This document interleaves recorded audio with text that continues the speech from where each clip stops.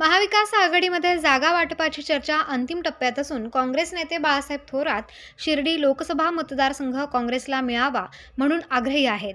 त्यामुळे हा मतदारसंघ काँग्रेसला सुटेल आणि एक सुशिक्षित महिला आणि युवा चेहरा म्हणून नक्कीच मला संधी मिळेल असा विश्वास काँग्रेसच्या महासचिव तथा राज्य महिला आयोगाच्या सदस्या उत्कर्षा रुपवते यांनी माय न्यूजशी बोलताना व्यक्त केले आहे। उद्या महाविकास आघाडीची बैठक होणार असून यामध्ये शिर्डी लोकसभा मतदारसंघ हा काँग्रेससाठी सुटणार असल्याचा विश्वास रुपवते यांनी व्यक्त केल्याने महाविकास आघाडीच्या निर्णयाकडे सर्वांचे लक्ष लागले आहे। उत्कर्ष रुपवते यांच्याशी चर्चा केली आहे आमचे प्रतिनिधी मोबिन खान यांनी। पाहूयात सविस्तर। लोकसभा निवडणुकीचे पडघम वाजायला आता सुरुवात झालेली आहे। सर्वच राजकीय पक्ष जे आहेत तर मैदानात उतरण्यासाठी सज्ज झालेले आहेत। अनेक इच्छुक उमेदवार आता मतदारांच्या गाठीभेटी घेत आहे आणि मतदारसंघ पिंजून काढत आहे। आपण जर बघितलं तर महाराष्ट्रामध्ये महायुती आणि महाविकास आघाडीमध्ये खऱ्या अर्थाने लढत होणार आहे आणि जागा वाटपाच्या संदर्भात बैठका देखील सुरू झालेल्या आहे।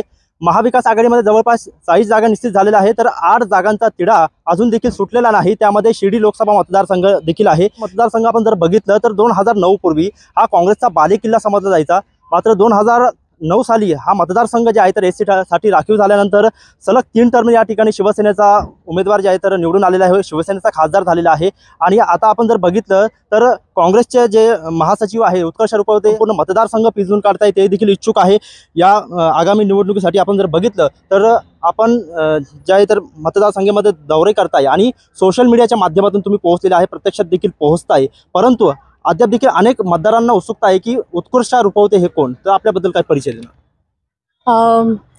मी गेली अनेक वर्ष काँग्रेसची कार्यकर्ती म्हणून काम करत आहे। आज मी राज्य महिला आयोगाची सदस्य म्हणूनही काम करत आहे। माझं शिक्षण हे एकूणच MA सोशल वर्कमध्ये पूर्ण झालेलं आहे। माजी मंत्री आदरणीय दादासाहेब रुपवते यांची मी नात आणि मधुकरराव चौधरी यांची मी नात, अशा दोन्ही एका बाजूनी आंबेडकरी विचारधारा, एका बाजूनी गांधीवादी विचारधारा, अशी एक संगम म्हणून आमचं कुटुंब ओळखलं जातं आणि त्याची आज 3री पिढी मी काँग्रेसमध्ये काम करत आहे। सामाजिक क्षेत्रातही मी आणि शैक्षणिक क्षेत्रामध्ये जे काही संस्था दादासाहेबांनी अहमदनगर जिल्ह्यामध्ये सुरू केल्या त्या संस्थांमध्येही मी काम करत आहे। शिर्डी मतदारसंघामध्ये लोकसभा निवडणूक लढवावी का वाटलं तुम्हाला असं, आणि कोणते मुद्दे घेऊन तुम्ही जनतेसमोर जाणार आहात? शिर्डी लोकसभा मतदारसंघ हा खरं आधी राखीव नव्हता, तेव्हा त्याचा वेगळी रचना होती। 2009 मध्ये जेव्हा राखीव झाला तेव्हा आमचा तालुका अकोले तालुका हा नव्याने त्या मतदारसंघामध्ये जोडला गेला। अकोले तालुक्यामध्ये आणि एकूणच नगर जिल्ह्यामध्ये दादासाहेबांपासूनचं शैक्षणिक क्षेत्रातलं काम माझ्या कुटुंबाचं आहे। त्या दादासाहेबांनंतर माझ्या वडील दिवंगत प्रेमानंद रुपवते यांनी ते काम सुरू ठेवलं आणि आज त्यांच्यानंतर मी ती संस्था त्या सगळ्या क्षेत्रामध्ये काम करत आहे। आंबेडकरी चळवळीमध्ये मी सक्रिय कार्यकर्ती म्हणून काम करते। महिलांच्या एकूणच प्रश्नांवर पण मी सतर्क राहून काम करत आलेले आहे। शिर्डी लोकसभा मतदारसंघामध्ये एकूणच सगळ्या वातावरणाला बघता मला वाटतं जे प्रश्न अजूनही प्रलंबित आहेत, आपण बघतो की गेले 15 वर्षामध्ये जे खासदार होऊन गेले ते एकतर वेगवेगळ्या पक्षातून सारखे येऊन जाऊन निवडणूक लढत होते किंवा मग जे 2 टाइम खासदार राहिले त्यांची ओळख अजूनही मतदारांना नाही। अशा या मतदारसंघामध्ये आज जेव्हा मी फिरते तेव्हा अनेक प्रश्न मला दिसतात आणि त्या प्रश्नांसाठी प्रामुख्याने काम करण्याची गरज आहे। रस्ते, वीज, पाणी, शाळा या सगळ्या मूलभूत प्रश्न तर आहेच, बऱ्याअंशी त्याच्यावर काम झालेलं आहे, पण खूप ठिकाणी काम करण्याची गरज आहे असं मला भासतं। पण त्याचबरोबर एक लोकसभा मतदारसंघामध्ये जी बांधणी करण्याची गरज आहे, ओव्हरऑल व्ह्यू देण्याची गरज आहे। त्याच्यामध्ये पर्यटन असो, युवकांसाठी रोजगाराच्या संधी असो, महिलांचं संरक्षण असो, या अनेक विषयांवर काम करण्याची संधी इथे आहे। आपण जर बघितलं तर गेल्या अनेक टर्ममध्ये हा मतदारसंघ जे आहे तर युतीकडून शिवसेनेला आणि आघाडीकडून काँग्रेसला सुटलेला आहे, परंतु आता चित्र बदललेलं आहे। महायुती आणि महाविकास आघाडी अस्तित्वात आलेली आहे। महाविकास आघाडीमध्ये हा मतदारसंघ काँग्रेस सुटेल असं तुम्हाला वाटतं, आणि मला उमेदवारी मिळणार का काँग्रेसला हा मतदारसंघ सुटला तर? अजून आपण जसं म्हटलं तसं सगळ्याच गोष्टींच्या चर्चा एक शेवटच्या टप्प्यावर आलेल्या आहेत आणि 27-28च्या आसपास तो काहीतरी निर्णय होईल असं दिसतंय। पण मला खात्री की ज्या पद्धतीने नामदार बाळासाहेब थोरात या मतदारसंघामध्ये काँग्रेससाठीचं तिकीट मागत आहेत की काँग्रेससाठी हा मतदारसंघ सोडावा, मला वाटतं तसं होईल आणि त्याप्रकारे मग काँग्रेसमध्ये आम्ही जे इच्छुक आहोत त्यांच्यापैकी एक युवा चेहरा म्हणून, एक महिला सुशिक्षित म्हणून आणि खूप दिवसांपासून खूप वर्षांपासून मतदारसंघामध्ये काम करत असल्यामुळे मला नक्कीच पक्षाकडून न्याय मिळेल अशी मला अपेक्षा आहे। आपण जर बघितलं तर कधीही महिलांचा विषय आला तर महिला सन्मानाच्या दावे जे आहे तर अनेक पक्षाकडून केले जाते, परंतु प्रत्यक्षात जेव्हा संधी देण्याची वेळ येते त्यावेळेस संधी दिली जात नाहीये, कसं बघता याकडे आपण? मला वाटतं काँग्रेस पक्षाने नेहमीच ती भूमिका मांडली. 33% आरक्षण असो किंवा महिलांना 50% आरक्षण देणे असो, महिलांच्या सगळेच कायदेविषयक असो, काँग्रेसची भूमिका नेहमीच महिलांसाठी सकारात्मक राहिली. आज पण मी राज्य महिला आयोगाचे सदस्य म्हणून जेव्हा काम करते, पक्षाने दिलेले ते पद असतं आणि त्याच्यावर मी काम करते.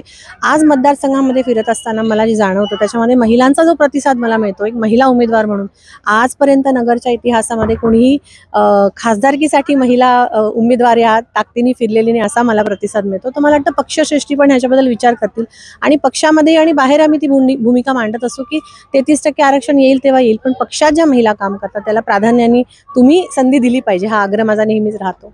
अजून देखील जागा वाटप ठरलेली नाहीये, परंतु काही लोक दावा करतात की उमेदवारी आम्हालाच मिळणार. कसं बघतं त्यांच्या दाव्याकडे? श्रद्धा आणि सबुरी, मला वाटतं साईबाबांच्या मतदारसंघात आपण आहोत, तर त्यांनी जो संदेश दिला हा आपण सगळ्यांनीच लक्षात ठेवावा की थोडी श्रद्धा आणि सबुरी ठेवावी. मतदारसंघ कोणाला सुटतो त्यानंतर उमेदवारी कोणाला मिळते आणि ज्याला कोणाला उमेदवार त्याचं सगळ्यांचं आपण काम केलं पाहिजे. ह्या अनुषंगाने मला वाटतं आपण सगळ्यांनी जावं. मीच उमेदवार असं वारंवार भासवलेले जे लोक आहेत ते आधी ह्याच्या कुठल्या पक्षातून जाऊन आले हे पण आपल्या मतदारसंघाने बघितले. म्हणून सगळ्यांनी श्रद्धा आणि सबुरी हा मंत्र घेऊन काम करावं. आगामी काळामध्ये जर इतर पक्षांसाठी हा मतदारसंघ सुटला तर आपण इतरांचं काम करणार का, किंवा आपण काय भूमिका घेणार त्यावर? अजून तरी मला विश्वास आहे की काँग्रेसला सुटेल आणि जर तरच्या काय होईल काय नाही होईल आय थिंक जेव्हा निर्णय होईल तेव्हा आपण पुन्हा एकदा भेटून बोलूया.